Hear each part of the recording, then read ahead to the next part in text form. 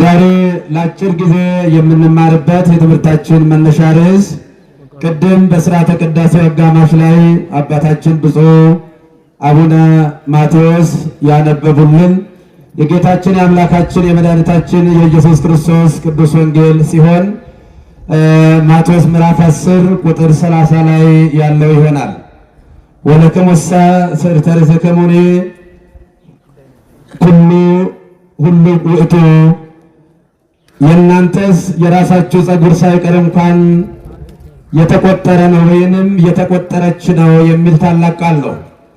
ይህ ቃል ዋስትና የሚሰጥ ቃል ነው። ይህ ቃል የሰውን ልብ የሚያበረታ ቃል ነው። የፈሩትንና የጨከኑትን ወገን አልባ ዘመድ አልባ የነበሩ ደቀ መዛሙርትን አምላካችን እግዚአብሔር በፍጹም እንደማይለያቸው ከረገጡት ምድር በላይ የሚታመን አምላክ እግዚአብሔር እንደሚጠብቃቸው እንደሚጋርዳቸው የሰጣቸው ዋስትና ወይንም የመድን ቃል ነው።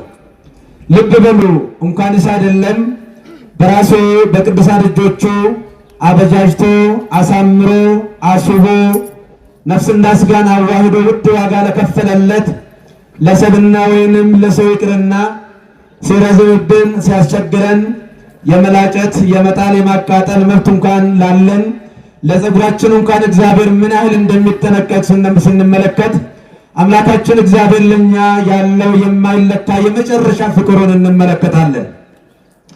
እግዚአብሔር አምላካችን ኢየሱስ ክርስቶስ ጨካኝ አምላክ አይደለም። ማንም ሰው እንዲጠፋበት አይፈልግም። ማንም ሰው እንዲሰበር አይፈልግም።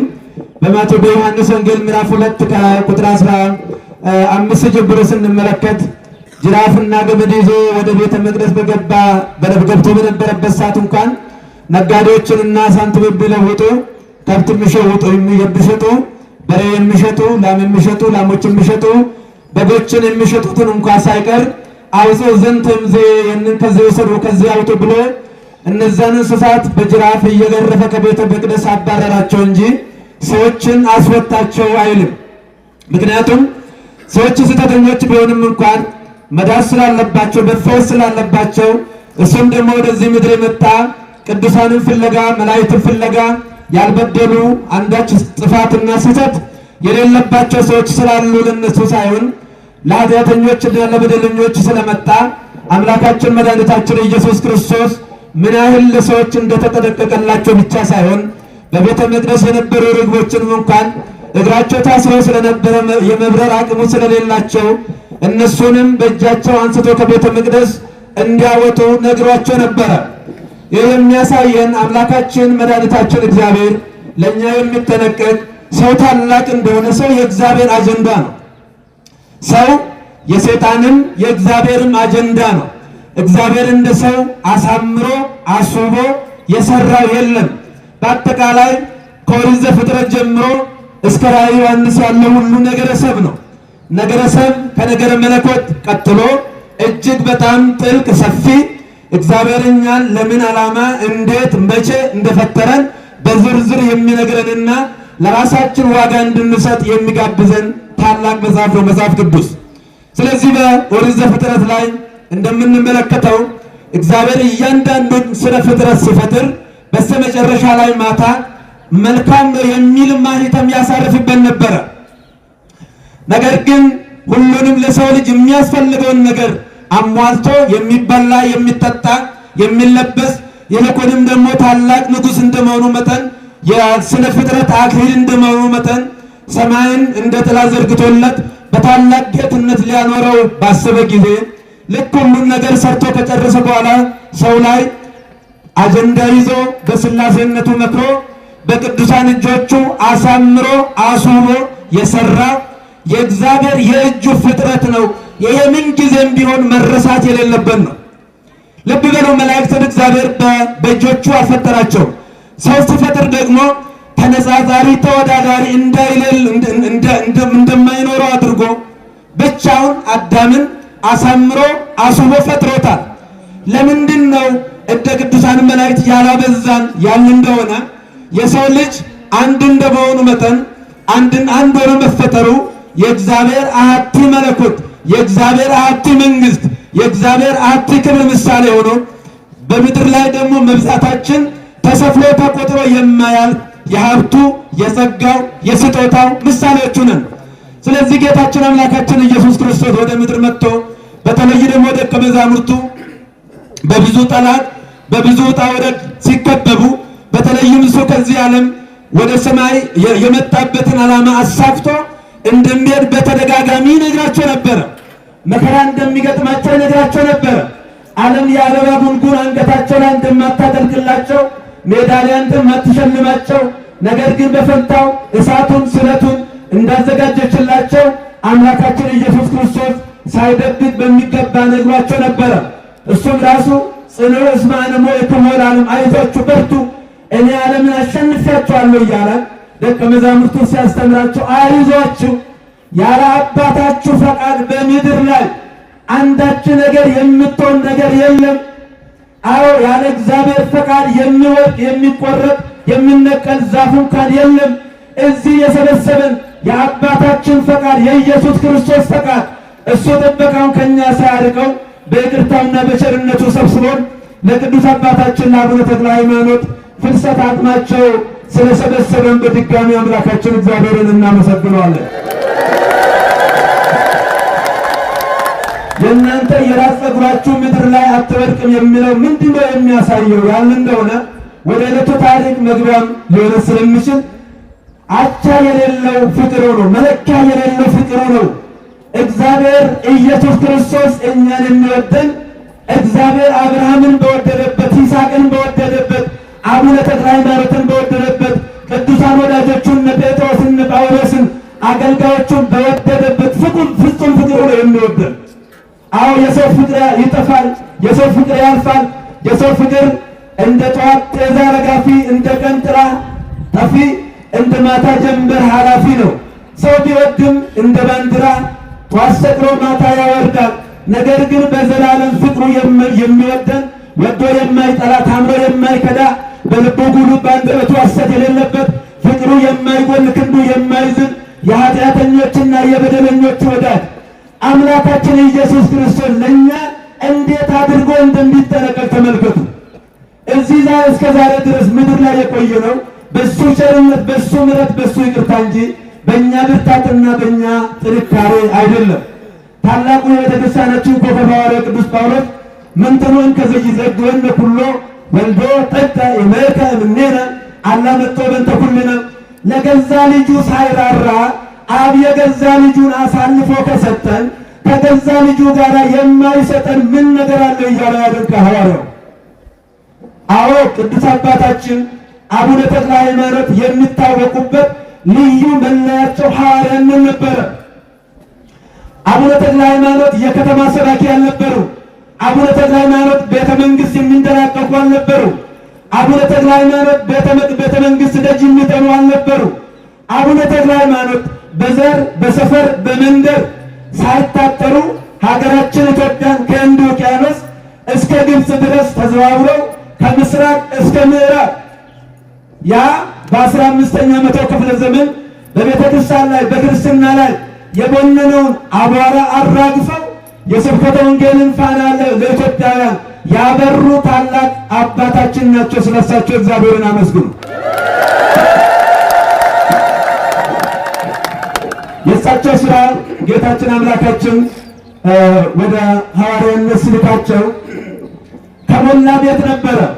ተክለ ሃይማኖት የመነኑት ችግር ስላጋጠማቸው አይደለም፣ ረሃብ ስላጋጠማቸው አይደለም፣ የሚበላ የሚጠጣ ስለጠፋ አይደለም፣ ወይንም ደግሞ እንደ ሞቅ ስላላቸው አይደለም፣ እንደ ሞክሬ ልምጣ ሳይሆን ከሞላ ቤታቸው ከሞቀ ቤተሰባቸው የመነኑ ያው ከሀገራቸው ርቀው ወደ ምዕራብ ወደ ደቡብ ኢትዮጵያ ሄደው የሄዱት ደግሞ ያስተማሩት እንደ እባብ የሚለሰልሱ እንደ አንበሳ የሚያገሱ አላውያን ፊት ለፊት የተጋፈጡ ታላቅ መንፈሳዊ አርበኛ ናቸው አባታችን አቡነ ተክለ ሃይማኖት። አመስግኑታ እግዚአብሔር። እኛም የእሳቸው ልጅ በመሆናችን ታላቅ መንፈሳዊ ኩራት ይሰማናል። ስለዚህ ቅዱስ አባታችን ለብዙ ዘመናት አገራችን ኢትዮጵያን ቤተክርስቲያናችንን ያገለገሉ እግዚአብሔር ያከበራቸው እግዚአብሔር ከፍ ከፍ ያደረጋቸው ይልቁንም ደግሞ በሰው ልጅ ታሪክ እግዚአብሔር የጸጋ ክንፍ የሰጣቸው ታላቅና ገናና አባት ናቸው። ዛሬ የፍልሰት አቅማቸውን በዓል ስናከብር አዲስ ነገር አይደለም። ጥንትም በመጽሐፍ ቅዱስ የተነበረ ነው። በኦሪት ዘፍጥረት ምዕራፍ 50 ስንመለከት ያ ታላቁ ሰው አንድ ቀን ሌሊት ሙሉ ከእግዚአብሔር ጋር ሲታገል ያደረ ያዕቆብ በግብፅ በሞተበት ሰዓት ለልጁ አደራ ብሎት ነበረ። እግዚአብሔር አንድ ቀን ይጎበኛቸዋል፣ ወደ ተስፋ ምድር መልሳቸዋል። ስለዚህ እግዚአብሔር የጎበኛችሁ ዕለት አቅሜን ወይንም አስከሬኔን እዚህ ጥላችሁ ሳትሄዱ ከአባቴ ከአብርሃም አጠገብ ቅበሩኝ ብሎ ለልጁ ለዮሴፍ አደራ ሰጥቶት ነበረ። አው ሀገር በጣም አስፈላጊ ነው ወገኖቼ። ሀገር ለመኖሪያ አይደለም፣ ሀገር መከበሪያም ነው፣ ሀገር መፈጠሪያም ነው። እናቶቻችንን የምንወዳቸው በጣም ውብ ስለሆኑ ወይንም ደግሞ ሀብት ስላላቸው ስለሆኑ አይደለም። እናታችንን የምንወዳት እናት ወላድ ስለሆነች ነው። እኛም ሀገራችን ኢትዮጵያን የምንወዳት ሀብታም ስለሆነች ሁኔታው ስለተመቻቸ ሳይሆን ለመኖሪያነት ብቻ ሳይሆን ለመቀበሪያነትም የምንፈልጋት ሀገር ስለሆነች ቅድም ጸባተ ሲያነሱት እንደነበረው ያለውን ችግር እግዚአብሔር መፍትሄ ሰጥቶ ሰላም አውርዶ ፍቅር አውርዶ ሰው በነፃነት ወጥቶ እንዲገባ ከሁላችንም ዛሬ የሚጠበቀው ጸሎት እንጂ ማማረር አይደለም። ጌታችን አምላካችን መድኃኒታችን ለሆነ እግዚአብሔር ለታላቁ ሰው ለኤርምያስ በትንቢተ ኤርምያስ 30 ቁጥር 7 ላይ ጸልዩ ሀበ አፍለስኩክሙ እየ እስመ በጸላመ ዚአየ ይከውን ሰላምክሙ፣ ወደ አፈለስኳችሁ ሀገር ወደ ባቢሎን ስትሄዱ ስለ ባቢሎን ጸልዩ፣ አንቡ፣ ጾሙ፣ ጸልዩ፣ ወደ እግዚአብሔር ጩኹ። የባቢሎን ሰላም መሆን የእናንተ ሰላም መሆን ነው አላቸው ይላል። ስለዚህ እኛም ዛሬ የሃይማኖት አባቶች እንዳጠቃላይ የኢትዮጵያ ኦርቶዶክስ ተዋሕዶ ቤተክርስቲያን የምታደርገው ዋና መሳሪያዋ ኃይልዋ ጸሎት ነው። ሐዋርያ ቅዱስ ጳውሎስም በአንደኛ የጢሞቴዎስ መልእክቱ 2 ምዕራፍ 1 ጀምሮ አስተበኳት ከቀዳሜ ኩሉ ትግበር ጸሎተ ወስኢነ ወተጋንዮ ወጸልዩ ላዕለ ነገሥት ወመሳፍንት ወመኳንንት ከመ በህዱ ወደ ጽሙ ይኩን ንብረትነ ዚኬ ሰናይ ወኅሩይ በቅድመ እግዚአብሔር መድኃኒነ። ልጄ ሆይ ከምንም በፊት አስቀድመ ስለ ነገሥታቱ፣ ስለ መሳፍንቱ፣ ስለ መኳንንቱ እንድትጸልይ እመክራለሁ። ሰዎች ሁሉ እውነትን ወደ ማወቅና ሊድኑ በሚወድ በጌታችን በአምላካችን በመድኃኒታችን በኢየሱስ ክርስቶስ ዘንድ የተወደደው ይህ ነው ይላል። በዓል ስናከብር የበዓሉ ብቻ ሳይሆን ሀገራችንንም በጸሎት ለማሰብ ሕዝባችንንም በጸሎት ለማሰብ ነው። የኢትዮጵያ ኦርቶዶክስ ተዋሕዶ ቤተክርስቲያን የሞቱ ነገሥታትን ስም እየጠራች እንደምትጸልይ ሁሉ ያለው ነገር የተጣመመው እንዲቃና፣ የጠፋ ሰላም እንዲመጣ፣ የተጣለው እንዲታረቅ የምትችለውን አስፈላጊ ሁሉ ዋጋ ትከፍላለች። ስለዚህ ቅዱስ አባታችን አቡነ ተክለ ሃይማኖት እንደምታውቁት በደብረ አስቦ ዋሻ 29 ዓመት ሙሉ በጾም በጸሎት ያሳለፉ ናቸው። ኢየሱስ ክርስቶስ 40 ሌሊት 40 ቀን ጾመ ጸለየ።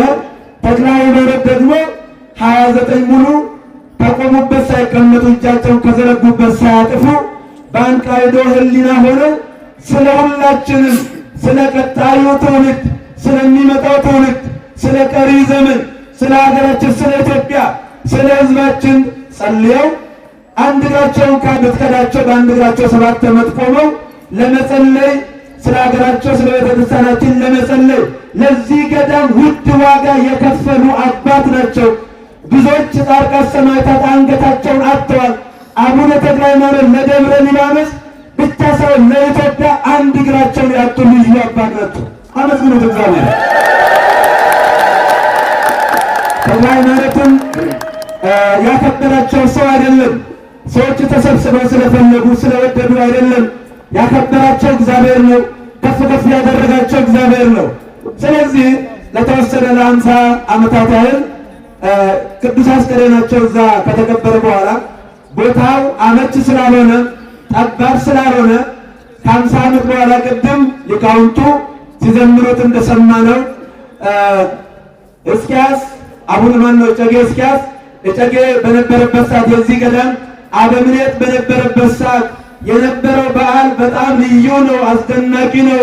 በእነ ኢዮስያስ እንደነበረ በጣም ልዩ ነው እያሉ የዘመሩ ልያ ነው። ያ ቅድም እንዳልኩት ያዕቆብ ምዕራፍ ዘፍጥረት 50 ላይ ቅዱስ ያዕቆብ በልዩ አጀብ በልዩ ሰረገላ አድርጎ አባቱ ከሞተ ከ40 ዓመት በኋላ እዛ መካከለኛ ምስራቅ ከነዓን እንዳሳረፈው ሁሉ ያ ቦታ አመች ስላልሆነ አባቶቻችን ቀደምቶቹ የቅዱስ አባታችን የአቡነ ተክለ ሃይማኖትን በታላቅ አጀብ በታላቅ ግርማ በሀገሪቱ በኢትዮጵያ ከሰሜን እስከ ምዕራብ ከምስራቅ እስከ ምዕራብ አዋጅ ተደርጎ የተክለ ሃይማኖት ወንጌል ቀመስ የሆነ ሁሉ ሳይቀር የዛሬውን በዓል በልዩ ሁኔታ ያከበሩበትም ያንን በዓል ነው እኛም የምናከብረው።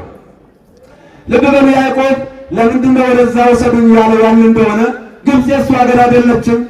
ግብፅ በስደት ነው የመጣባት፣ ተርቦ ነው የመጣባት፣ ታርዞ ነው የመጣባት፣ ያውን በግድ ነው የመጣባት። አሁን የተክለ ሃይማኖትን አጥም ፍልሰት ከያዕቆብ ጋር አናነጻጽርም። ጠበብን ማሄደር እንጠለባለ ነው። ያ ታላቁ ኤልሳዕ ደቀ መዛሙርቱ ጌታ ሆይ ቦታ ጠቦናል፣ ቤት ጠቦናል ሲሉ ሰፊ ቦታ ለልጆቻቸው የሚመች ለሁላችንም የሚመች ተመልከቱ። የቀደሙ አባቶች ምን ያህል አርቆ አስተዋዮች እንደሆኑ ያን ጊዜ ምናልባት እስከ ዛሬ ቁጥራችን አልበዛ ይሆናል፣ ጥቂቶች እንሆን ይሆናል። ነገር ግን ከደጋ ከቆላ ለሚመጡት ሁሉ ለብርቱም ለደካሙ እንዲመች አድርገው በዚህ ቦታ የቅዱስ አባታችን አጽም ስላሳረፉ እኛም ይህንን ታላቅ በዓል በልዩ ድምቀት እናከብራለን። ለምን ያለ እንደሆነ እንኳንስ አይደለም እግዚአብሔር ለተክለ ሃይማኖት አጽም ለእያንዳንዱ ሰው ይቅርና ለጸጉራችን እንኳን ዋስትና የሚሰጥ ነው እግዚአብሔር። እግዚአብሔር ለሰው ውድ ዋጋ ከፍሏል። አኮ በዘመስም ብሩር ወወርቅ ዘተበዘክሙ እሙሰ ዘይበቁሙ ባረክሙ ዘተመጠውክሙ ማለክሙ አላ በክቡር ደሙ ለክርስቶስ ከመዘበክ ቅድም ዘተአምረም ቅድመ ተፈጠረ ዓለም ዋስተራየ በዳሪ መዋዕል አንደኛ ጴጥሮስ ምዕራፍ 1 ቁጥር 19 ላይ ከወላጆቻችሁ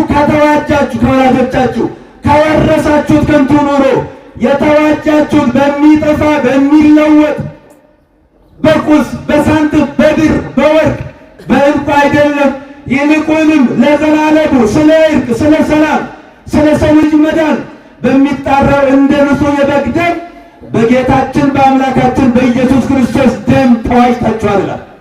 ስለዚህ እግዚአብሔር ውድ ዋጋ ከፍሎብናል። የደም ዋጋ ነው የከፈለብን። ስለዚህ የተክለ ሃይማኖት አጽም ዋጋ አለው። ለምን? የእግዚአብሔር ልጅ ደም ተከፍሎበታል ማለት ነው። ይሄ ነው እኛን ያከበረን፣ ይሄ ነው ከፍ ከፍ ያደረገን። ቅዱሳን አባቶቻችን ምድር ላይ በነበሩበት ሰዓት ሕያዋን በሥጋ ሙታን ነበሩ ማለት እንችላለን።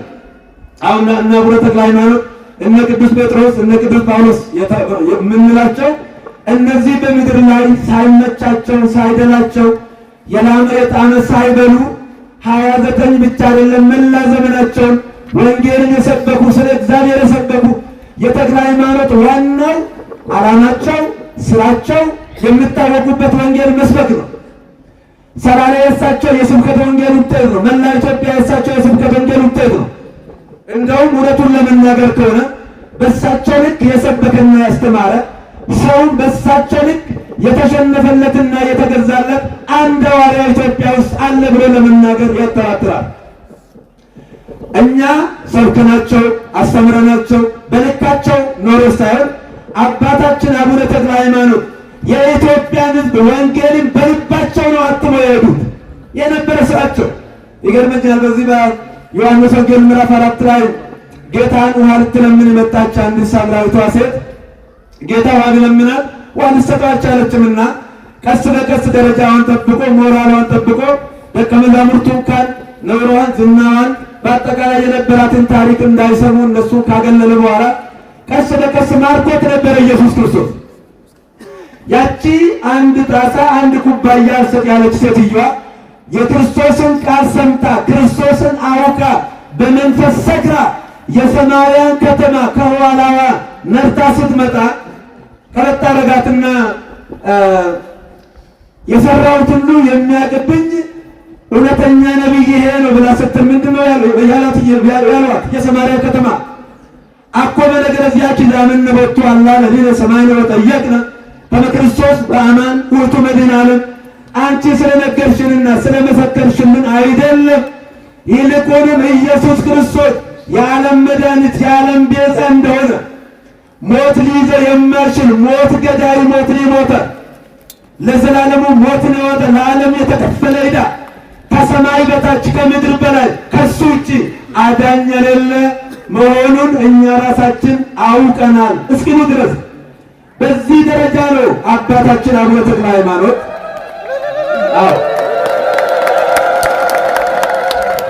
አቡነ ተክለ ሃይማኖትም በዚህ ደረጃ የሰማርያ ሰዎች ወንጌልን በተረዱበት ክርስቶስን በቀመሱበት ብቻ ሳይሆን በተመገቡበት ልክ ወንጌል ሰብከው በልባችን ላይ አትመው የኢትዮጵያ ኦርቶዶክስ ተዋሕዶ ቤተክርስቲያን እንድትቀጥል ውድ ዋጋ የከፈሉ አባታችን ናቸው።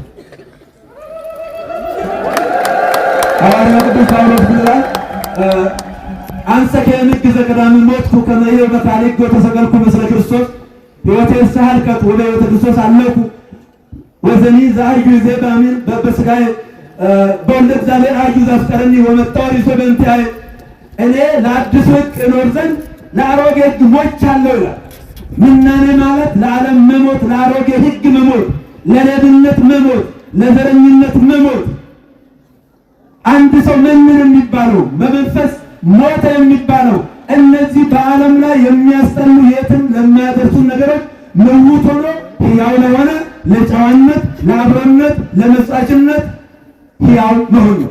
እናንተና ቅዱስ ጳውሎስ ሰው ለወሰነለት ለተወለም ነገር ሲኖር ነው ለወሰነለት የሚኖረው።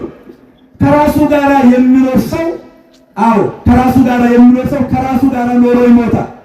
ስለዚህ አባ ልካባው ቅዱስ ጳውሎስ እኔ ለአሮጌ ዓለም ሞቻለሁ፣ ዛሬ በስጋ የሚኖረው በወደደኝና በተሰቀለልኝ የገዛ ሕይወቱ አሳልፎ በሰጠኝ በጌታዬ በመድኃኒቴ በኢየሱስ ክርስቶስ ላይ ባለኝ እምነትና ጽናት ነው ይላል። ስለዚህ የተወደዳችሁ የእግዚአብሔር ቤተሰቦች የገዳም ታላቅ ገዳም ነው።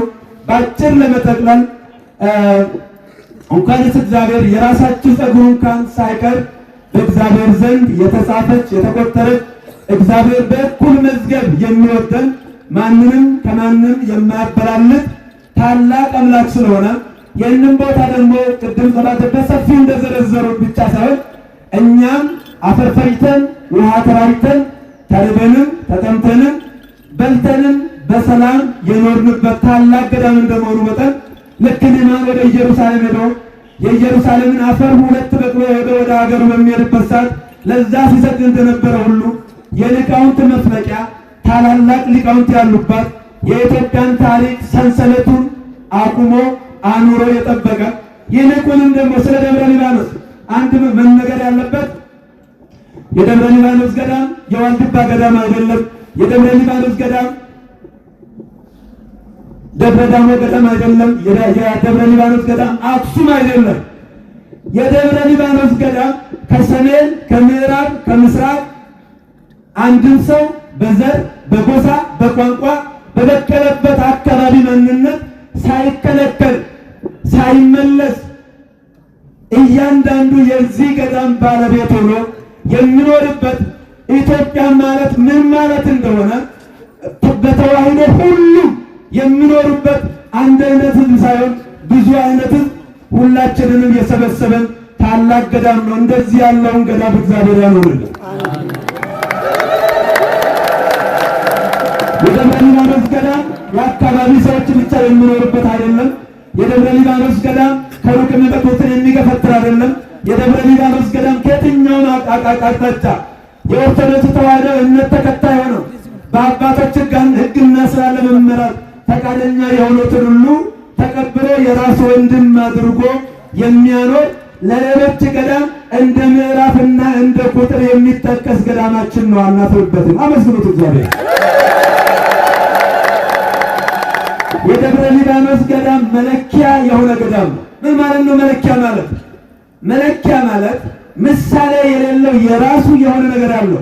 ቅድምና ሊቀ ማእምራን የኔታ ዳዊትን ስናያቸው ያሬድ ማለት ምን ማለት እንደሆነ ከማንም ያልኮረጁ እግዚአብሔር የሰጣቸው ለሊቃውንት መለኪያ የሆኑ እገሌ እኮ እሳቸው እገሌን ይመስላሉ የማይባሉ ሌሎቹ ምናልባት ከእሳቸው ለመማር ለመቅዳት ይሞክሩ እንደሆነ እንጂ የራሳቸው ተሰጥኦ ያላቸው ታላላቅ መዘምራን የበቀሉበት ነው።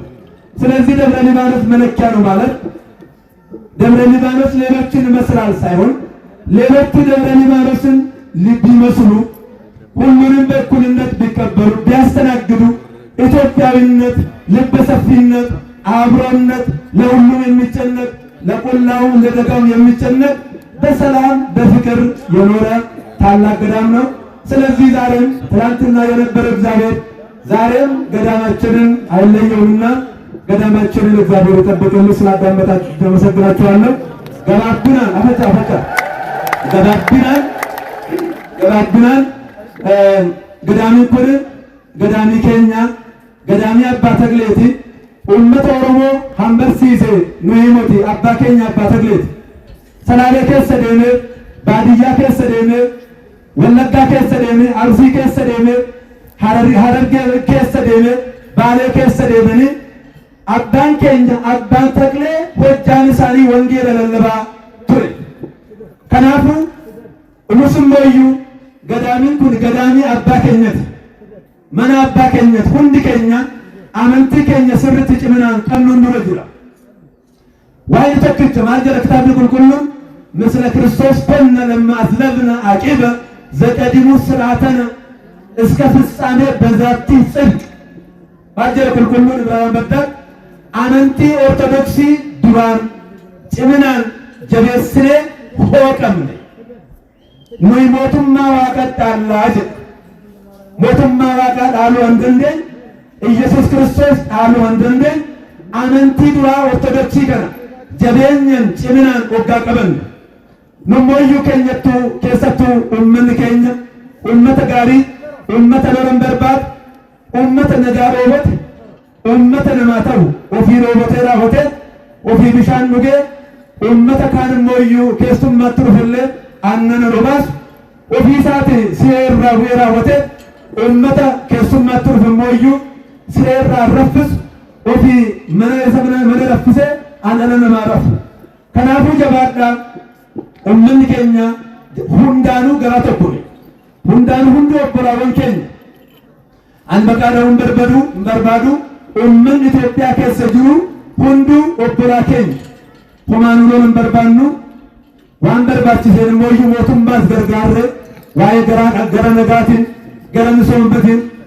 ምሶምነከ ስርት በለት ነጋ አከ ስርት አርገን ንስሞዩ ባል አገራራት ስላነ ወንጌል በልናን አከለለምኑ ሁንድ ከሰሉ ደባዳ አንጀራ ዛላ ቆፋን መድረክ ተባተ ማልጆቻ ጀረኔ አመካር ከኮሮና ተጫቀበ ነመሶዳቸ ጅራ ባየ ቶረን እንፉ አያን ኩን ባየ ቀነሳ ጅራ ወከን ሞዩ ማልጎና አም ምን አንሳ ቦትን ሲንጅረኒ ወርበረ በርቱን ባየ ጅራ ከናፉ ቆፈ ሰላደ ጋቢሶተ ምናን አቀደን ወለት ፎተኒራ ወተኒት አባ ተግሌቲ ይፍደኒ በቲ አከናመቲ አየ ዱከዳታ እየኒ ማለቃንስ እየኒ አባ ባካ አከነበሪ ሲገዲ ሰማሶዳተ ከናፋመን ፎንድረት ሞዩ አንቆተተንራ ዋን እርገተንራ አስራት በኩራት ኮታ አባ ኬኛ ገዳሚ አባ ኬኛ ከና ዱረተን እንጀቻ ጅረን ከን መሳኔ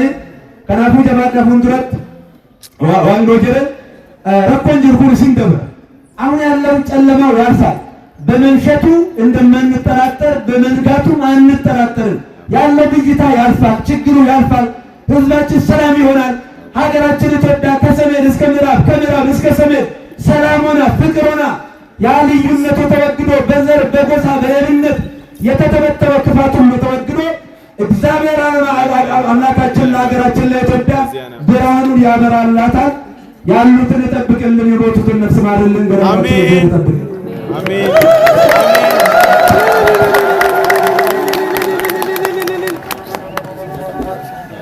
ለብፁዕ አባታችን አምላካችን እግዚአብሔር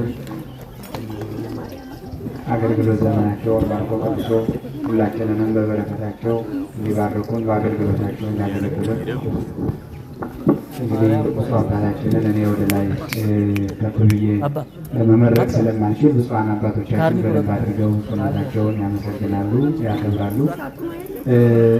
እኔ በበኩሌ ቃለ ሕይወት ያሰማልን ነው የምለው። ቃለ ሕይወት ያሰማልን እንበል።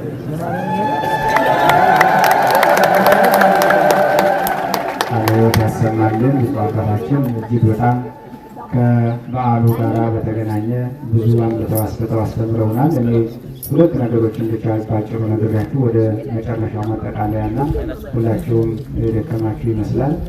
ብፁዓን አባቶቻችን ብዙ የሚያስተምሩን የሚመክሩን ቢኖሩ ነገር ግን ሰዓት ሁሉም ይገድባልና ከሰዓታችን አኳያ እንግዲህ እዚሁ ላይ ለማጠቃለልና ወደ ብፁዓን አባቶቻችን መጨረሻ ቡራኬ እንድንሄድ ያስገድደናል ማለት ነው።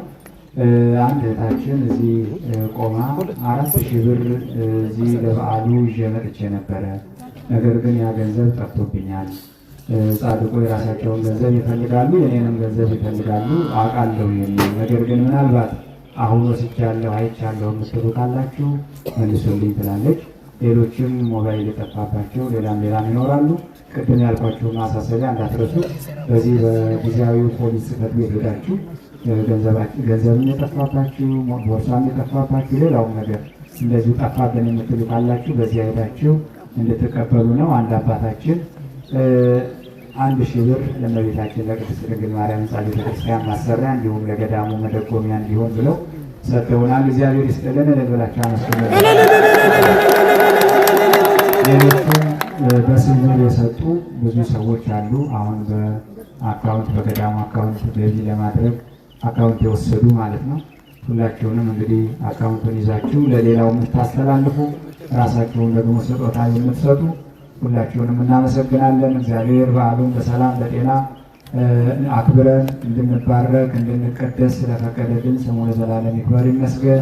እግዚአብሔር አምላካችን ታምራት አድርጎላቸው በጻድቁ በረከት በጻድቁ ቃል ኪዳን ስለታቸው ሰምሮላቸው ስለታቸውን ወደዚህ ያቀረቡ ምዕመናንን ሁሉ ስለታቸውን እግዚአብሔር ይስማልን፣ ሀሳብ ልቡናቸውን ይፈጽምልን፣ የሰጡትን ስጦታቸውን ይቀበልልን።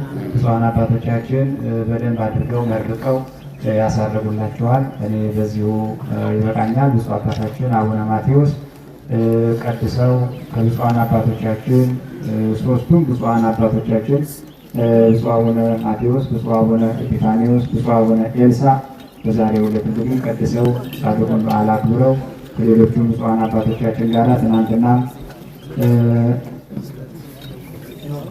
አባቶቻችን ትናንትናም ብፁዕ አቡነ ቶማስ ሌሎችም ብፁዓን አባቶቻችን እንግዲህ በአገልግሎት ሲሳተፉ ነው የቆዩት። ብፁዕ አቡነ ኤፍሬምም እንደዚሁ እግዚአብሔር አባቶቻችንን የአገልግሎት ዘመናቸውን ይባርክልን፣ እኛንም በበረከታቸው በረድኤታቸው ይጠብቀን። አንድ ወንድማችን ከመቂ የተላከ ነው እንግዲህ ርቀት ሀገር ይቀናል ፍቅር መንፈሳዊት ይላል።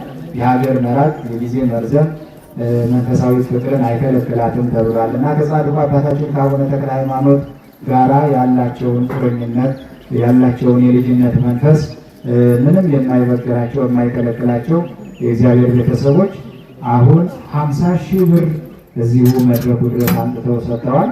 ስማቸውን ሞላ ይባላል ስማቸው። እንግዲህ ከመቂ ነው የተላከው ተብሏል። አስማማው ሞላ እግዚአብሔር ይጠብቅልን። ለበላቸው አመስግኑላቸው። ስጦታቸውን እግዚአብሔር ይቀበልላቸው። ብፁዕ አባታችን ቡራኬያቸውን ይሰጡናል።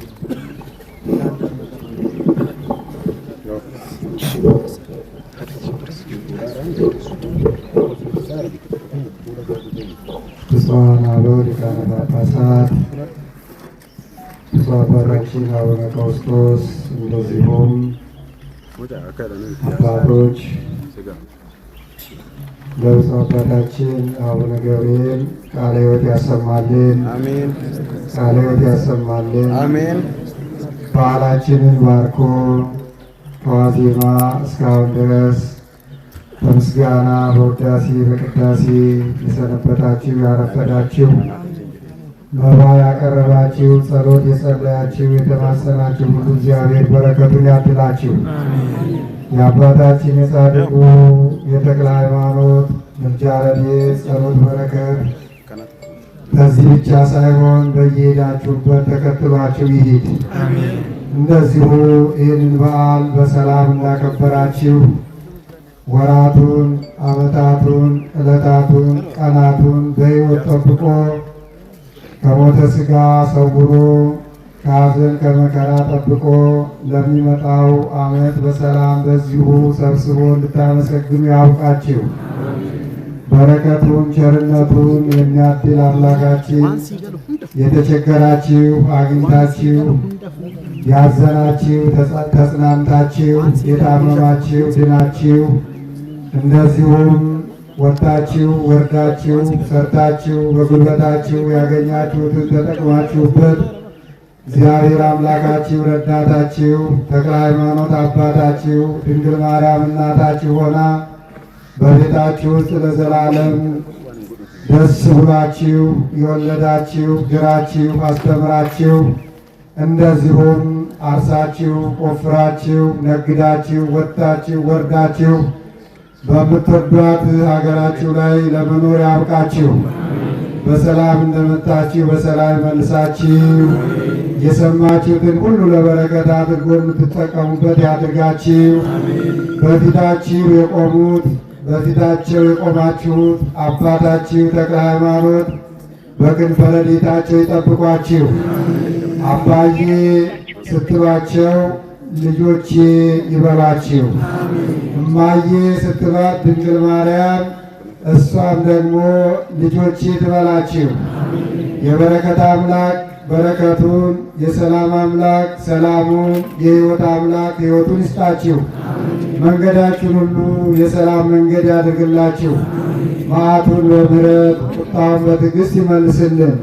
እግዚአብሔር አምላካችን ይህንን ዕለት ስለሰጠን ለብርሃነ ትንሣኤው ስላደረሰን ለብርሃነ ዕርገቱ ደግሞ ጠብቆ ያድርሰን።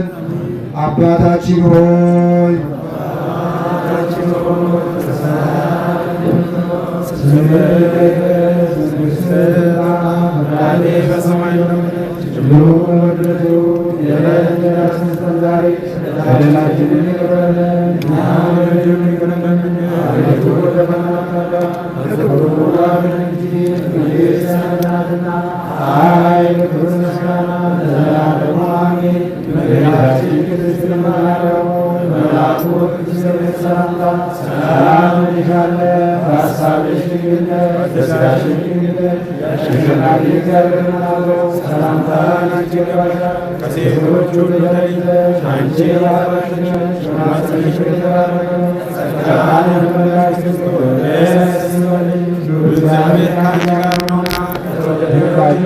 ከጌታችን ከመድኃኒታችን ኢየሱስ ክርስቶስ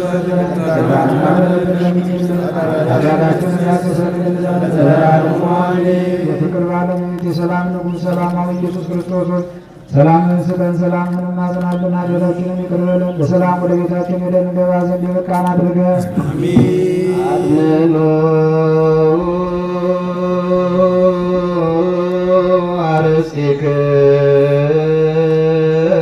አርሴክሙ ሀበ እግዚአብሔር አምላክነ በደብጾ ሊቀ ጳጳስ ከመ ይባርክሙ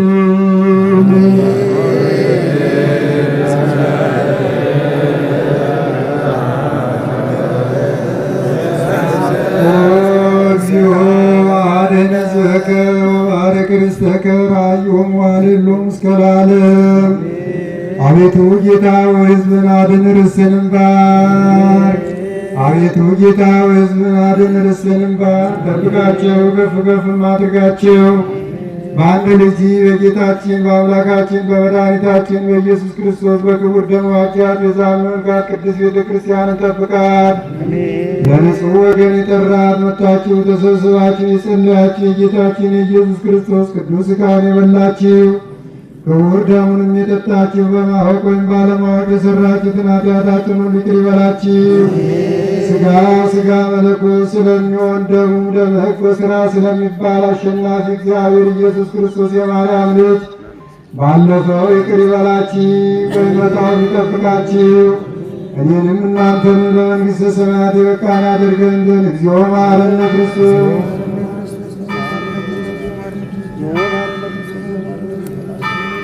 በእንተ እግዝእትነ ማርያም መሐረነ ክርስቶስ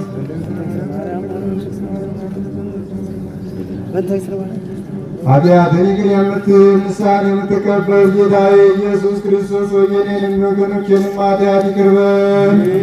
ማይሠራ ኃጢአት እግዚአብሔር ይፍታ። እግዚአብሔር ከሁላችሁ ጋር ይሁን።